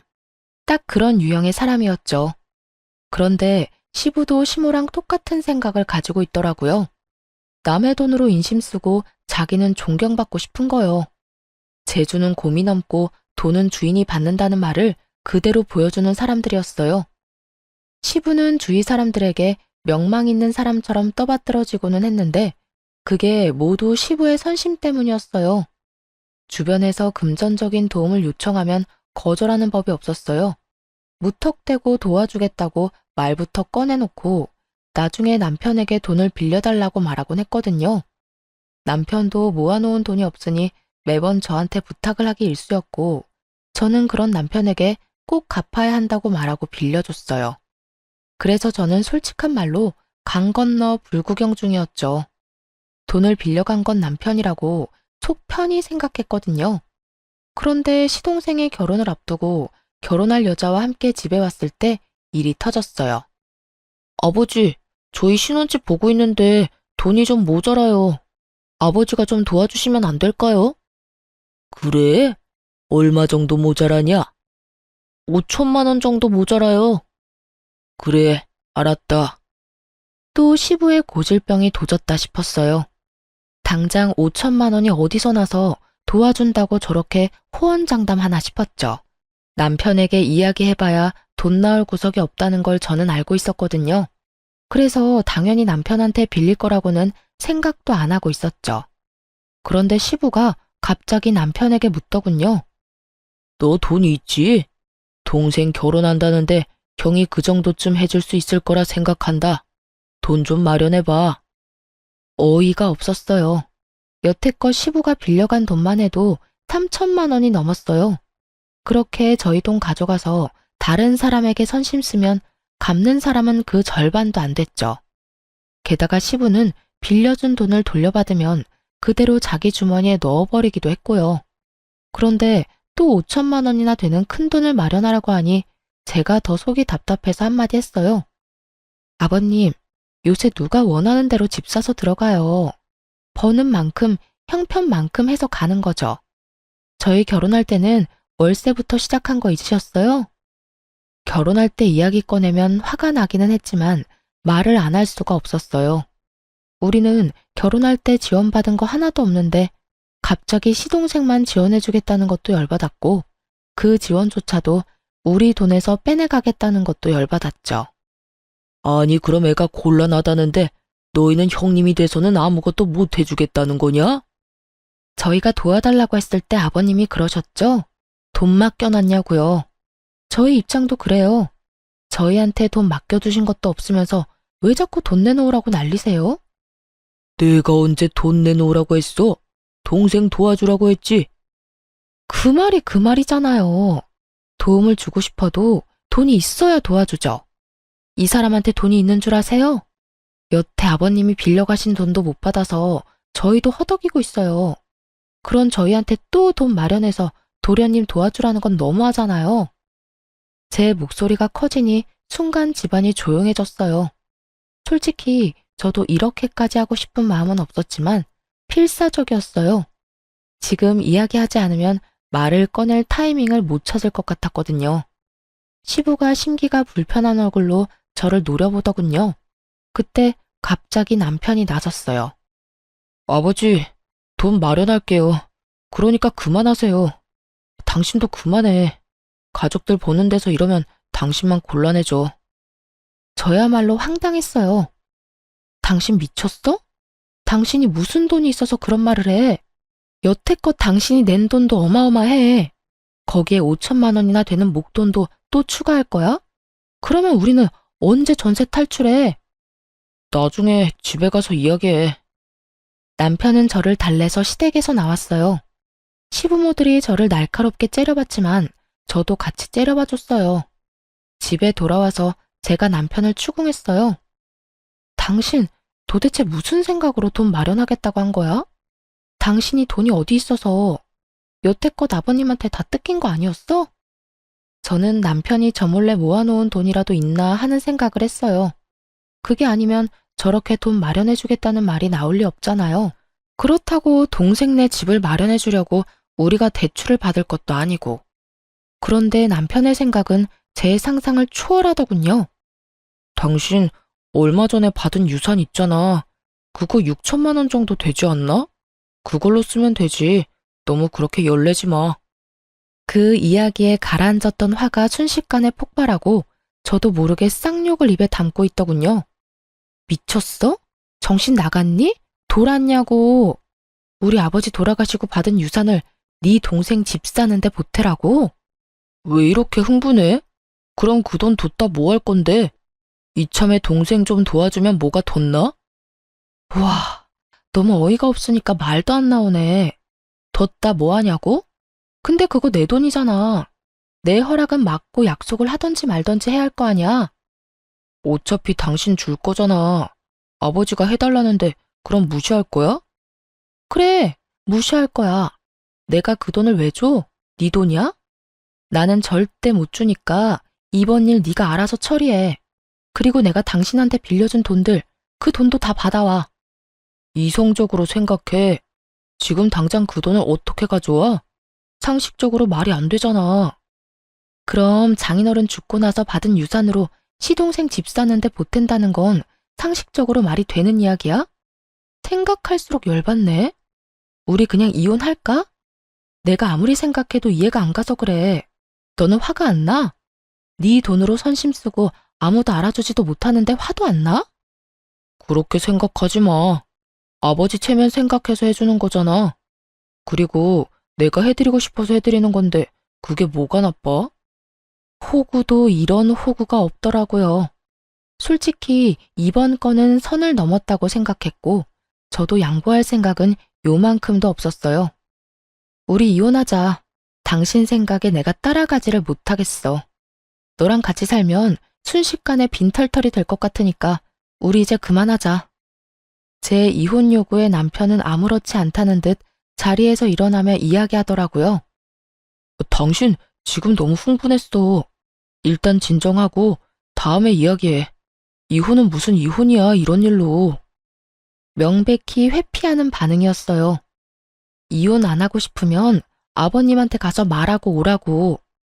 그러나 남편은 아무 말 없이 자리를 떴어요. 제가 그 돈 안 준다고 선언했으니 시부에게 당연히 안 될 것 같다고 말한 줄 알았어요. 그런데 시부가 저만 시댁에 오라고 하더군요. 분명 돈을 못 준다는 남편이 말을 했기 때문에 시부가 저만 부른 거라고 생각했어요. 마음 단단히 먹고 갔는데 시부가 뜬금없는 말을 하더군요. 왜 다들 이렇게 연락이 없어? 막내 집 계약했는데 돈은 어떻게 됐냐? 잔금 치르는 날짜 알려줄 테니 그 전에 돈 붙이거라. 아버님, 그이가 돈 안 된다고 말 안 했어요? 무슨 소리야? 연락이 없어서 당연히 될 거라고 생각하고 있었는데 설마 이대로 돈 안 줄 참이냐? 그럼 막내 신혼집은 어떻게 할 거야? 이미 계약까지 했는데. 그거야말로 제가 알 바가 아니죠. 계약을 하든 뭘 하든 저는 이미 안 된다고 이야기했으니 남은 건 남편이랑 이야기하세요. 그리고 이렇게 됐으니 먼저 말씀드릴게요. 제가 분명 남편한테 그 돈 못 준다고 아버님한테 바로 이야기하라고 했거든요.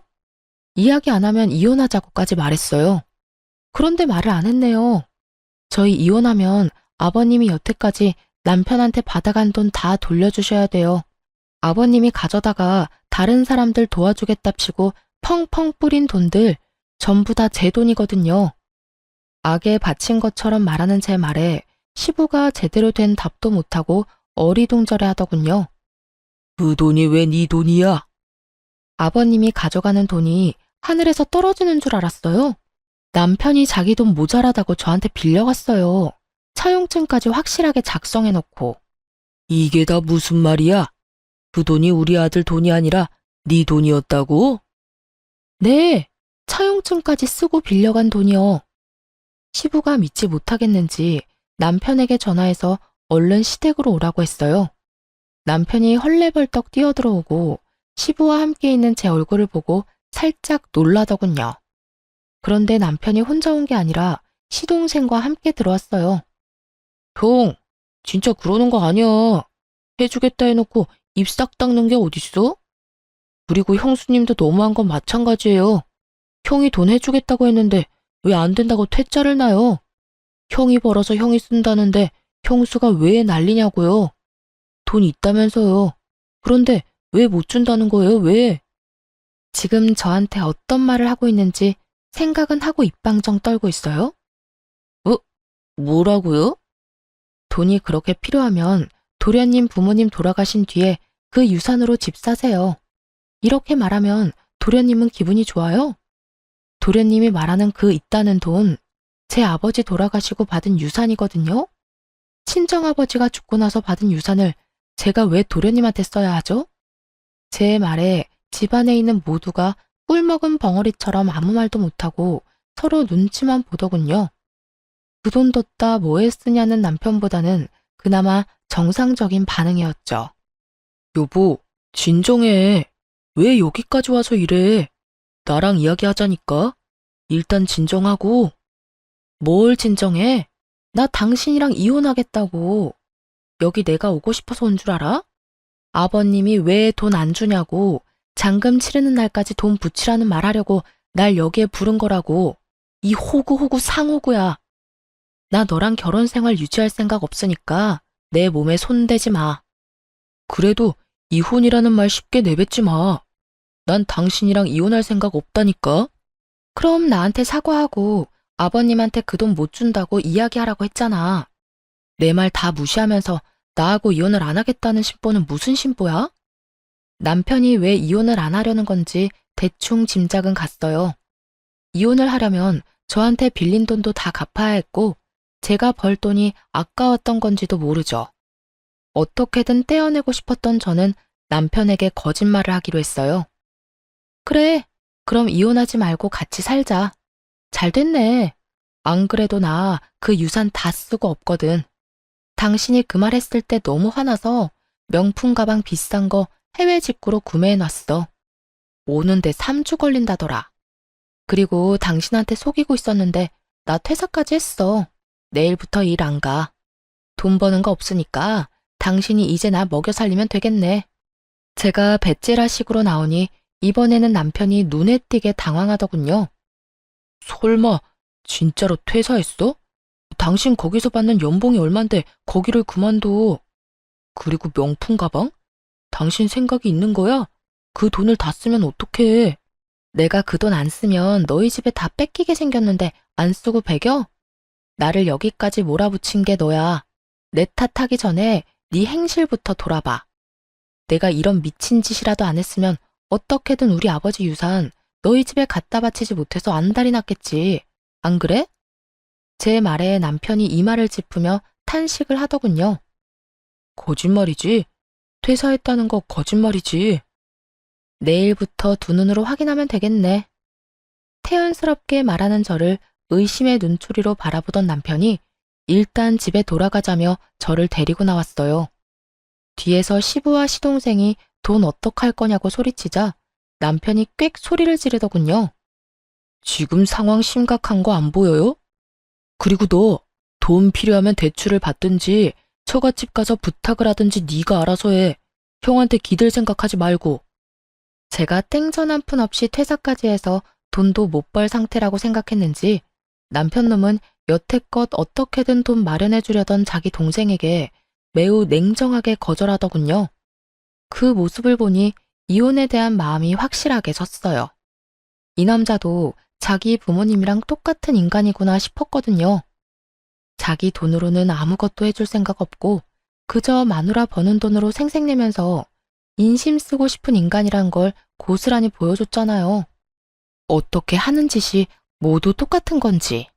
그렇게 집으로 돌아온 저는 남편 몰래 직장에 연락해서 이번 달 말에 사용하기로 했던 리프레시 연차 2주를 내일부터 당장 쓰게 해달라고 부탁했어요. 그렇게 그 다음 날부터 진짜로 회사 출근을 하지 않았어요. 하루 이틀 정도는 연차라도 쓴 거 아닌가 의심하던 남편이 의심을 거둔 날은 연차 쓴 지 3일째 되는 날이었죠. 제가 그날 이력서를 컴퓨터로 작성하고 있었거든요. 그 전날에는 증명사진을 찍고 왔고요. 부지런히 각종 자격증 사본을 준비하고 자기소개서를 작성하는 저를 보더니 남편이 정말 제가 그만뒀다고 확신을 한 모양이었어요. 그날 저녁에 저한테 와서 그러더군요. 당신 진짜 일 그만뒀어? 그러면 퇴직금은? 퇴직금도 다 썼어? 퇴직금 아직 나오려면 멀었지만 그거 나오면 차부터 살 거야. 여태껏 차 없이 다녔잖아. 당신이랑 이혼하고 나면 차라도 있어야 내 맘대로 가고 싶은 곳 갈 수 있을 것 같아서 돈 나오면 바로 살 거야. 제 말에 남편이 머리를 벅벅 긁더군요. 이혼하자고 했지? 그래, 이혼하자. 그게 좋겠어. 당신처럼 책임감 없는 사람하고 사느니 그냥 이혼하는 게 나을 것 같아. 이혼은 협의 이혼할 거지? 협의 이혼 조건만 가능하면 그것도 괜찮지. 어차피 우리 둘 다 돈 없는 거 마찬가지고 전세금은 반반 내서 들어왔으니까 각자 낸 만큼 나눠 가지면 되겠네. 그리고 당신이 나한테 빌려간 돈 3천만 원. 그만큼 당신 몫에서 뺏어줄 거야. 계산 깔끔하지? 제 말에 남편놈이 한숨을 계속 내쉬더라고요. 그거 살면서 시아버지한테 용돈 줬다고 생각하면 안 돼. 굳이 그걸 갚을 필요가 있냐고. 그렇지 않아도 돈 없어 죽겠구만. 솔직히 내가 쓴 돈도 아니잖아. 나는 그저 중간에서 빌려만 줬을 뿐이고. 나도 돈 없는 건 마찬가지야. 그러면 소송하던가. 난 뭘 해도 상관없으니까 당신이 정해. 이혼 소송하면 나는 당신이랑 시댁이 나한테 어떤 짓 저질렀는지 싹 다 이야기할 거야. 증거도 수북히 쌓여있거든. 원하는 대로 해. 지저분하게 굴다가 다 놓칠 건지 줄 거 주고 깔끔하게 헤어질 건지. 웃기지도 않았어요. 마지막까지 저한테 빌린 돈 안 주려고 잔머리 굴리는 놈을 보니 기분이 확 나빠지더군요. 제 말을 듣고 나서 그럴듯하다 싶었는지 합의 이혼을 해주겠다고 하더군요. 그렇게 남편과 저는 이혼을 하게 됐어요. 그런데 정말 열받는 건 남편과 이혼하는 도중에 알게 된 남편의 비상금 통장이었어요. 3천만 원이나 되는 돈을 모아놨으면서 저한테 돈 없다고 빌려달라고 하던 남편놈을 생각하니 속이 부글부글 끓더라고요. 그래서 저도 참지 않았어요. 이미 이혼하고 남이 된 시동생에게 전화를 했죠. 무슨 일로 전화하셨어요? 볼일 다 보신 거 아닌가? 삐딱하게 말하는 시동생에게 제가 말했죠. 형이 집 먼저 다 빼갔는데 통장이 하나 있더라고요. 안 쓰는 통장인가 싶었는데 통장 정리해보니 그 안에 3천만 원이나 들어가 있던데요. 작년에 이미 그 돈 모아놨던데 그쪽 형한테 전해주라고요. 전 그 인간 꼴도 보기 싫거든요. 이만큼 뒷돈 차놓고 동생한테 주기 싫어서 장인어른 유산 탐내는 인간이라니 정이 다 떨어지네요. 제 말을 듣고 있던 시동생이 부들부들 떨며 되묻는 걸 보며 저는 속으로 박수를 쳤죠. 형 통장에 돈이 그만큼 들어있었어요? 형 진짜 너무하네. 돈이 그만큼 있으면서 없다고 그 난리를 쳐? 우와, 알겠어요. 통장 들고 저희 본가로 오세요. 그렇게 제가 통장을 들고 그 집을 찾아갔죠. 갔더니 이미 시부, 남편, 시동생 셋이 모여 앉아있더군요. 제가 통장을 꺼내 시동생에게 넘기자 전 남편이 눈에 띄게 당황하며 소리쳤어요. 야, 그걸 네가 왜 가져가? 그거 내 거잖아. 그러니까 형 돈이 이렇게나 있으면서 없다고 나한테 우는 소리 했더라? 이게 말이나 돼? 형수 돈으로 나한테 선심 쓰는 건 괜찮고 형 돈으로 나한테 잘해줄 생각은 없었어? 우와, 진짜 뻔뻔하다. 네가 뻔뻔하다고 할 자격은 있어? 네 힘으로 신혼집 마련 못해서 가족들한테 손 벌리는 주제에 뭐 잘났다고 네가 날 욕해? 그리고 내가 마누라 돈 쓰는데 왜 네가 난리야? 마누라한테 빌린 돈 벌써 다 갚았어. 전 남편 말에 시동생이 참지 못하고 서로 멱살을 잡고는 드자비질을 하더군요. 그걸 바라보던 시부가 말리면서 시동생 편을 들자 전 남편이 씩씩거리며 소리쳤어요. 아버지, 동생 편들 생각 말고 저한테 빌린 돈이나 갚으세요. 제가 넣은 전세금 그 돈으로 다 뜯겼거든요. 재수가 없으려니까. 아버지는 뭘 좀 알고 행동하시라고요. 여태까지 돈 펑펑 쓰면서 살았던 게 누구 덕분인데 내가 아니었으면 아버지가 동네에서 그렇게 좋은 사람으로 소문이나 날 수 있었겠냐고요. 시부가 썼던 돈이 자기 돈이라고 생각하는 전 남편을 보니 참으로 웃기지도 않았어요. 저번에 제가 시부가 빌려간 돈 내놓으라고 말할 땐 그것도 이해 못하냐고 어련히 때 되면 주겠지라며 빈정거리기만 하던 전 남편은 자기 돈 뜯기게 생겼으니 아주 빚쟁이처럼 깐깐하게 굴더군요. 그렇게 형제 둘이서 인정사정 없이 싸우더군요. 말려도 소용이 없었어요. 둘 다 뻔뻔하기로는 둘째가라면 서러울 인간들이어서 그런지 그 집구석 내력이 그래서인지는 모르겠지만 뚫린 입이라고 얼마나 말은 잘하던지. 전 남편은 시동생에게 돈 맡겨놨냐며 소리 지르고 시동생은 전 남편에게 한 입으로 두말하는 남자놈이 어딨냐고 화내고 둘이서 지지고 볶고 난리도 아니었죠. 저는 그 두 사람 싸우는 장면을 너무 즐거운 마음으로 구경했어요. 이제 더 이상 저랑 연관도 없는 인간들인데다가 저는 이미 법적인 관계며 돈관계며 싹 다 청산했으니까요. 받을 돈도 줘야 할 돈도 없는 깨끗한 사이였거든요. 가족들끼리 서로 싸우도록 만들어 놓고 저는 편하게 싱글맘 생활을 시작했어요. 혼자서 애를 키우는 건 힘들었지만 그래도 친정 부모님 덕에 버틸 수 있었어요. 그래서 이혼 후 새로운 집도 친정과 가까운 곳으로 옮겼어요. 그렇게 몇 달 동안 싱글 라이프를 만끽하며 지내던 제게 전 시부모의 이야기가 들려온 건 아주 우연한 만남 때문이었어요. 시모의 봉사활동 모임에서 자진 탈퇴한 분과 저희 할머니의 상담차 갔던 사회복지센터에서 만나게 됐거든요. 친정 근처에 있는 복지센터에서 일하는 줄 몰랐는데 그렇게 만나니 반갑더군요. 그 사회복지사가 저한테 말해주더라고요. 두 사람의 씁쓸한 현재의 모습을 말이죠. 이혼했다고 들었어요. 그런데 내가 이런 말 하는 거 좀 선 넘는 것처럼 들릴지는 모르겠지만 진짜 이혼 잘했어요. 그 사람들 마지막에는 정말 최악이었거든요. 무슨 일 있었던 모양이네요. 저는 이혼하고 나서 별 신경을 안 써서 소문 같은 것도 못 들었거든요. 정말요? 그 집 한동안 정말 조용했거든요. 알다시피 거기 할머니 할아버지가 쓸데없이 오지랖이 대단했잖아요. 그래서 도와줬던 사람들이 꽤 많았어요. 아들 이혼하기 전까지는 그렇게 활발하게 활동하더니 아들 이혼하고 나서는 사람들하고 연락을 뚝 끊더라고요. 집에 안 좋은 일이 있으니 다들 그러려니 했지만 모르는 사람들은 또 모르잖아요. 그러니 예전에 도움받았던 사람들이 왜 자기 연락은 안 받냐면 난리가 난 거예요, 글쎄. 저와 남편이 이혼하고 나서 얼마간은 조용했다고 해요. 그런데 그 두 사람이 다른 사람들의 존경과 관심을 한 몸에 받다가 조용히 살려니 얼마나 좀이 쑤셨겠어요. 그렇지만 그때와는 다르게 지금은 돈 대줄 사람도 없잖아요. 그래서 조용히 있었던 모양인데 주변에서 연락이 그렇게 왔다고 하더라고요. 예전에 시모와 시부가 오지랖으로 도와줬던 사람들에게서요.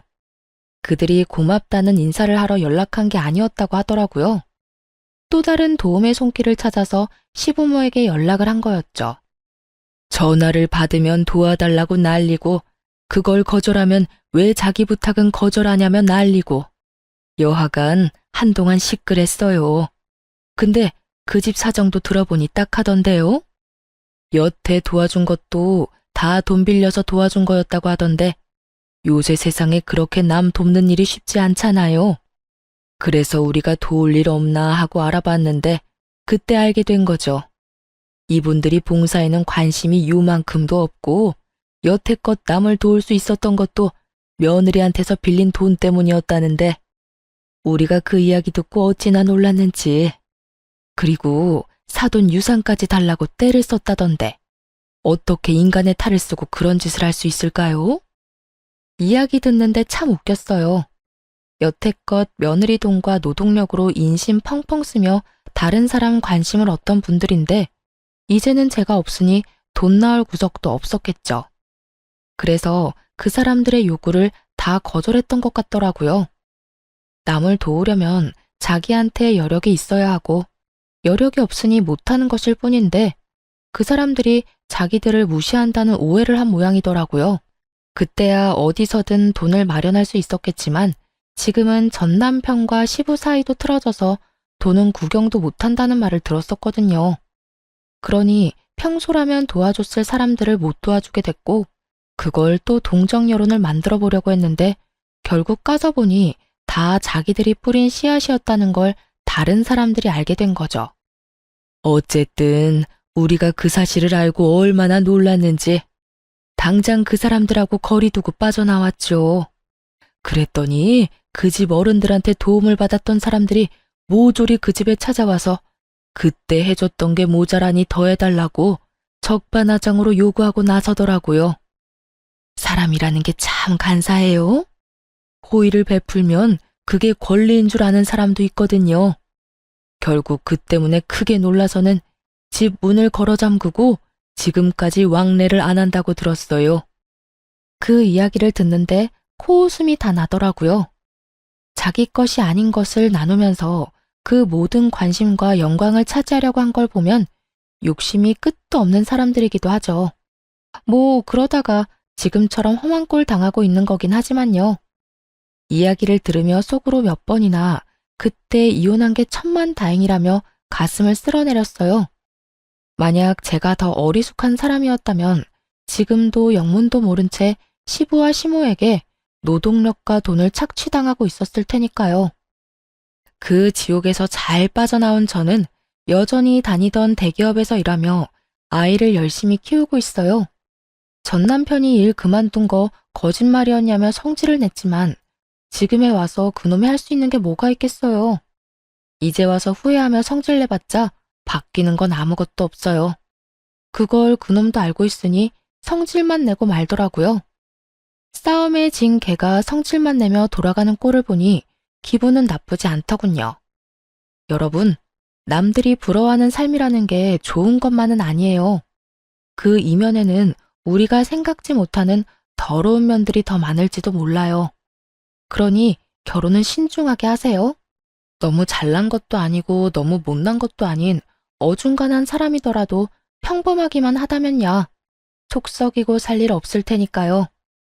이상 저의 속 터지는 대화 한 장의 연속이었던 결혼 생활에 대해 지금까지 들어주셔서 너무 감사해요. 저는 즐겁게 읽어주셨으면 그걸로 좋아요. 당시에는 고통이었지만 지금은 저에게도 쌤통인 일이거든요. 그럼 오늘도 즐거운 하루 보내세요.